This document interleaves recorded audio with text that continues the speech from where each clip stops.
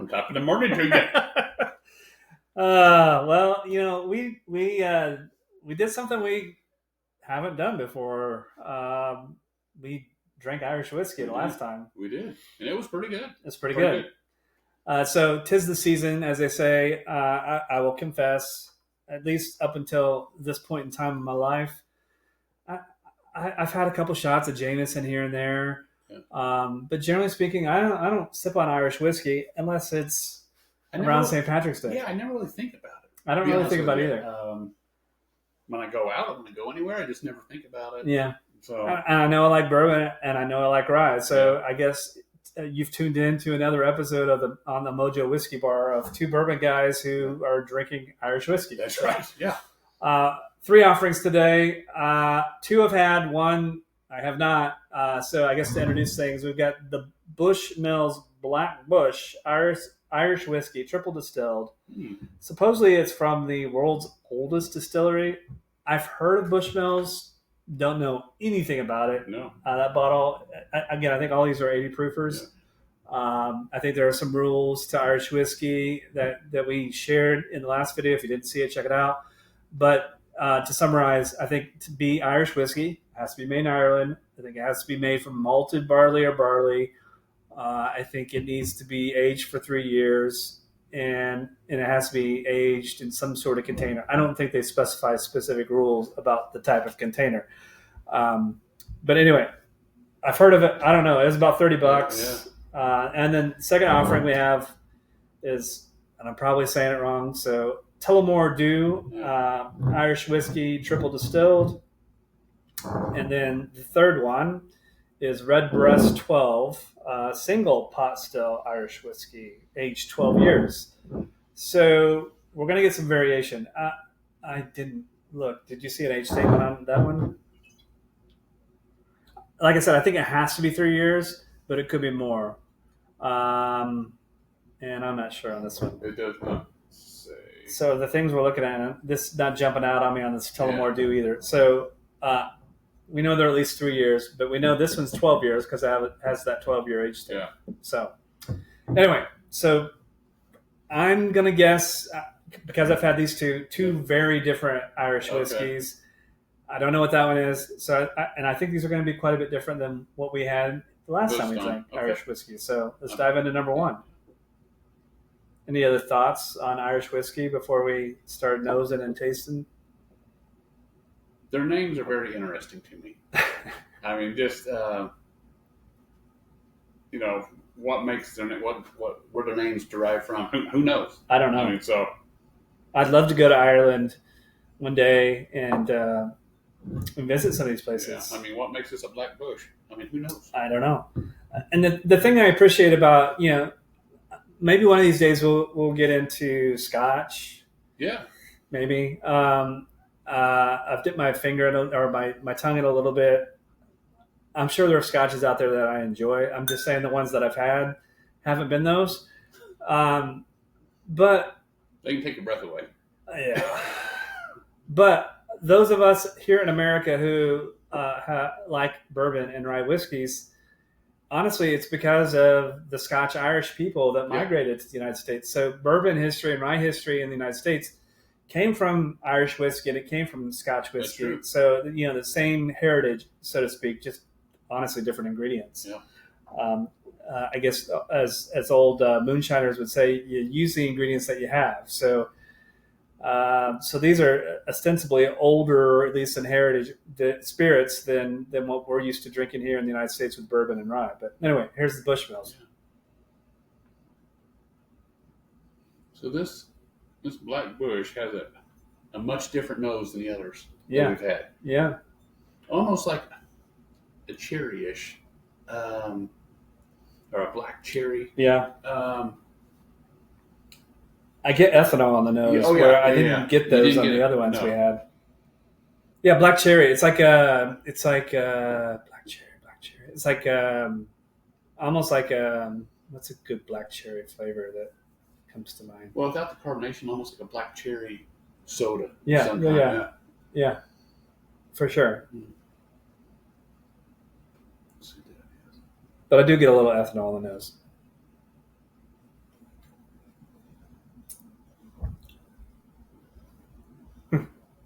Sherry comes through. It does. It's pretty good offering. That's smooth too. I know. I've heard people like, "Oh, you can't say smooth." I'm like, "Well, it's what it is. It's really what it is. I'm not making a terrible face. It goes down easy. Yeah, there's no harshness to this. Cherry all day. Cherry for days. Yeah. Subtle sweetness, but it is like black cherry. And I gotta believe, didn't it say sherry cask? Yeah, it is. Mm-hmm. I don't know what makes sherry, but I know other things that we've had that have been finished in sherry have had a cherry A note. deep note to, yeah, it does. And for the price point you said, that's like 28. That's a really good offer. Yeah, that's really good. And that's lovely. That is really good. And I'm sure you can find that about anywhere. I know the place that I got the Big Red here in town. Mm-hmm. They had a few different varieties of Bushmills. Mm-hmm. I've never had any of them until today. Yeah. I don't know how. Honestly, I'm sure Bushmills is easy to find, relatively speaking. I don't know if this specific one is. Now, what made you go with this? It sounded more interesting to me Okay. on the label. Just the fact that it was triple distilled and they aged in sherry cask, because not the other Bushmills that were there. They might have been triple distilled, but I don't think they specified being aged in a sherry cask. So I just thought it sounded more interesting. Okay. Yeah. And if I'm going to dive into something for the first time, you get that. I mean, what I'm reading on the label is going to speak to me, and that is a good drink. That is a really good drink. I agree with that. All right, number 2, Tullamore Dew. And again, I've had this one, so.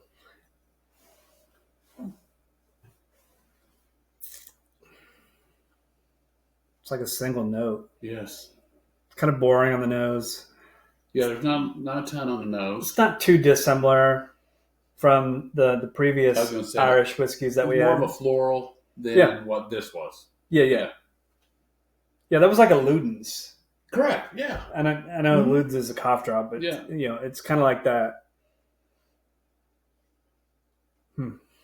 Yeah, I would say floral is the predominant on this one. Not getting much else. No. All right.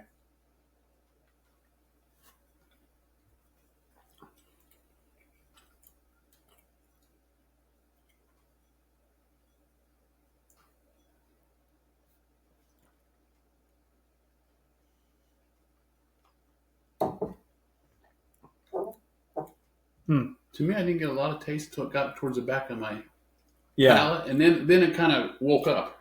Well, I took a second sip because I had the same initial reaction, and then I thought maybe the Bushmills was still lingering. Yeah. But on second sip, it's pretty consistent. It's watery. Watery. I agree. It's a good way the initial reaction to me was kind of watery. Yeah. But as it finishes, it has almost like, for me, like a little bit of butteriness. Mm-hmm. Like it's got a earthy, not in a dirt sort of way, but earthy in a like a grass sort of way, grassy sort of way. I was going to say grassy, mossy. Yeah, I agree. I'm just still how little bite there is to any of these is unbelievable. Yeah, I mean we've had the proof's probably playing a factor here. I mean, I don't know if you can get an Irish whiskey above 80 proof, but I would be curious to see what any of these would taste like at like 100. Like that's a good point. If there's such a thing as a bottled and bond Irish whiskey. I know the bottled and bond is a United States thing, but I don't know. It'd be interesting to try one of these at a higher proof point, if that's even such a thing. If you all know, let us know. So, but I think the proof's probably keeping it smooth. Yeah, keeping it. Yeah, I think, and these would be I never would have said this before, but I think Irish whiskeys as a whole would be a really good entry level whiskey for someone that's new to whiskey, a novice, someone that I don't know if I really like whiskey. We'll start here because these are very smooth. These are very approachable. And I know whiskey and Coke is, for example, a popular, I guess, cocktail mixed drink. Yeah. I don't know if these taste good in Coke. I don't know, but I have seen people put Jameson in Coke. Yeah, I And, suppose that's probably true. I mean, people put Jack Daniels in Yeah. Coke, and I'm not an old number 7 fan personally, right. but I don't know. But you're right. These are all 100% approachable. Pick any Irish whiskey of the 5 that Jamie and I have tried so far, and You're not going wrong. no, it's probably a gateway entry into whether or not you even like whiskey. If you don't like these, I think you're probably not going to like bourbons. No. And if you like these, you're going to open yourself up to a world of just being broke all the time and buying bourbon. I mean, so it's you can't go wrong there. Yeah, it's not wrong. So, all right, number 3. Now, all right. I'm not going to bias. Have you had the Redbreast 12 before? I haven't. This has an outstanding nose. This has almost a bourbonish nose to me. Yeah. It's buttery. Correct. It's buttery. And I'm not talking like a harsh bourbon. This has like a solid, good, special occasion bourbon nose to it. Yeah. So it's triple distilled and matured in the finest oak casks, whatever the finest oak good, is. Because I wondered where they were. Redbreast is buying them all. I thought maybe they were just using cheap oak casks. I'm good. It's good to know they're in the finest.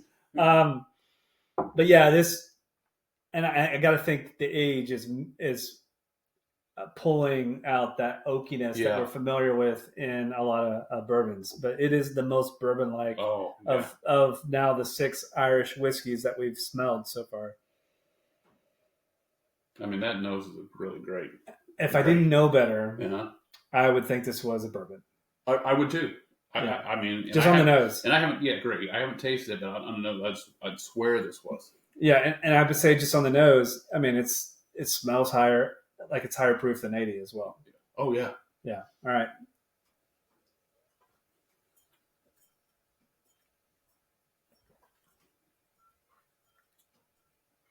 It's a lovely drink. That is outstanding.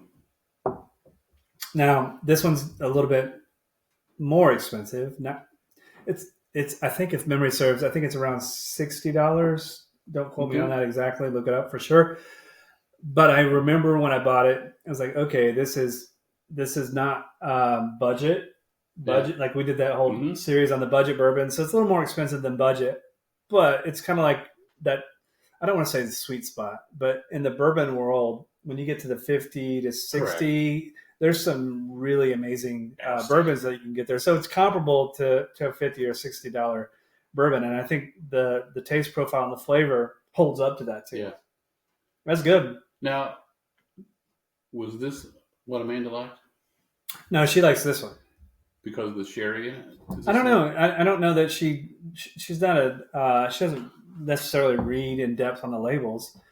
I think she just liked how because you and I we talked before. One of the ones we reviewed was the Jameson, which is sort of the classic quintessential. So she had that, and I think she had proper 12 before. Mm-hmm. And this is more, I think, buttery than either of those. Not that those are they're just fine. Right. But I think it's just this had a flavor profile that she enjoyed a lot more.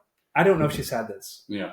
I would guess she's not going to like this as much because it's bourbonish. It's bourbonish. It is. This is an outstanding drink. This is an outstanding drink. I mean, I like this too. I mean, so good. And it's all these are pretty easy to find. So these I was going to say I've seen them. I've just never picked one up, and these are really good. So what you're saying is there's a chance that eventually we'll break Amanda and she'll be. I don't know. The crazy thing about it is, like, she played along, like willingly. Like she was a huge Larceny fan. Yeah. But honestly, she just likes her vodka, club, and lime. That's what her go-to, which is fine. You know, it is what it is. Well, it's easier for her to hide that when she sneaks into school functions. The funny thing is, I brought you a water bottle over, and she goes, "Are you sure that's got water in it? Sure it's not the one we put vodka in?" I'm like, "What are you talking about? When do we put vodka in water bottles?" She first and goes into school functions. I mean, she's gonna murder me. Maybe she won't watch this one, but that's okay. Send your hate mail to Jamie, Amanda. Yeah, please do. All right, enjoyed this I like it. I like dipping it. our toe into the Irish Yeah. whiskey. It's been good. I've been, I will say, pleasantly surprised. All of the ones we've had have been things that I would do it. I would drink again. We'll do it again. And might even keep around. Correct. And that's, I might have to open up my collection and start adding some additional Irish to it. I mean, I reserve some shelf space up in the new Mojo Whiskey Bar to have some things that aren't necessarily bourbon or rye whiskey. Yeah. So I mean, it's going to take me a minute to get through these, but yeah, these are good. Yeah, really good. I think going forward, we could expand out a little bit. I think so. Try some new stuff. And I know a lot of you all have chimed in. I'll just say, based on your comments and feedback, people love the budget stuff. Yeah, they love that. I think people liked when we were sharing, some things to keep on the shelf. Let us know, what do you think about Irish whiskeys? Yeah. I'm willing to dive into Scotch. Yeah. But before I go buying Scotch, there's a couple of people I know that are Scotch connoisseurs. So I'm gonna tap into them. Yeah. Do you know Scotch people? Not a lot. I mean, so I'm gonna get some feedback and advice from, because a couple of the Scotches, like Johnny Walker is a classic Scotch. Yeah. I just don't do the Johnny Walker. Heavy on the peat is just not. It's heavy. I don't. Peated. It's a peat. Yeah. But not all Scotches are. No, I've been told. So I'm going to get some feedback and some advice. But maybe you all have some thoughts and feedback on Scotches. If you're into that, let us know. We've talked about doing Canadian potentially. Although with I won't go there. But say current geopolitical matters. Yeah. Well, let's just say I saw. Canada was taking Old Number 7 off the shelf, so we'll see how that goes. But the crazy part is they've already paid for it. But even single malts, American single malt is an up and comer, and I guess it's fair to say we had the malted rye from New Holland, so technically it's a rye whiskey and a malted whiskey. But anyway, we've got a few things that we can dive into, so we might not just stay in the bourbon and rye lane. But we've had some requests to do Jack Daniels. We should do that. Yeah, because of course, yeah. I mean, I don't like Old Number 7, but I know there's Gentleman Jack. There's single Bonded, barrels. the single barrel. Jack has done a lot. They got honestly. Rye. They've done a lot in recent years to not be a one-trick pony. So we should do that. We should. All right, maybe next time. So until then, thank you all. Thank you.